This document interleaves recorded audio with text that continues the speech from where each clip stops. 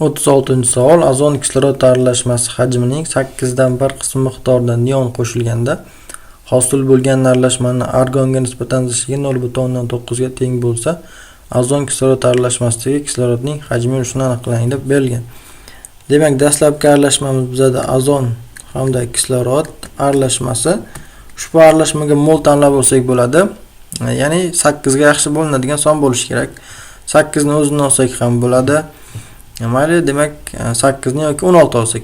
Demak, dastlabki aralashmani 16 mol oldim. Nima uchun 16 mol oldik deydigan bo'lsak, 8 ga chunki yaxshi bo'linadi. Ya'ni 16 molni jami 8 qismga to'g'ri keladi. O'shani bir qismicha demak qo'shilgan bizga neon. Shunda qo'shilgan neonning molini topamiz bizda. Demak, qo'shilgan neonning miqdori 2 molga teng bo'ladi. Oxirgi gazlar aralashmasining molini topib olamiz. Dastlabki gazlar aralashmasi moli 16 mol, qo'shilgan neonning moli 2 mol. Shunda jami hosil bo'lgan aralashma 18 molga teng bo'ladi. Va hosil bo'lgan aralashma o'rtacha maylar massasini topish uchun 40 ni argonning massasini 0.9 ga ko'paytiraman.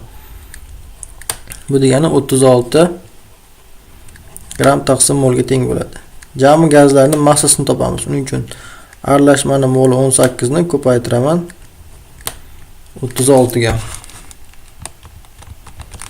Demak, 3 ta gazning jami yig'indi massasi 648 gramni beradi. Qo'shilgan 2 mol neonning massasi 20 ga ko'paytiradigan bo'lsak, bundan 40 gram qo'shilgan bo'ladi.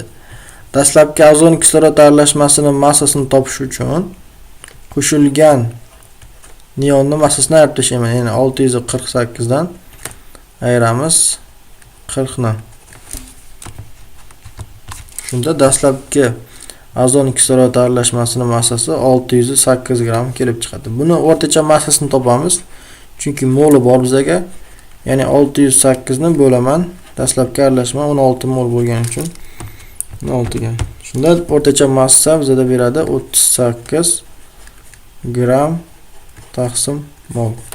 Va buni endi diagonalga qo'ysak bo'ladi. Ya'ni azonning massasiga 48, kislorodniki 32, o'rtacha massasi 38. Farqi yuqoriga 6, pastga 10. Demak, jami 16 ni beradi.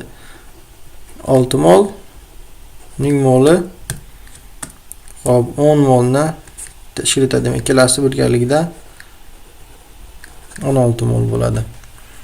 Hop, kislorodning hajmini shuni topishimiz kerak. Demak, hajmiy ulush kislorod. Kislorodning moli 10 mol bo'laman jami 16 molga. Aralashmaning molini ko'paytirib qo'yaman 100% ga.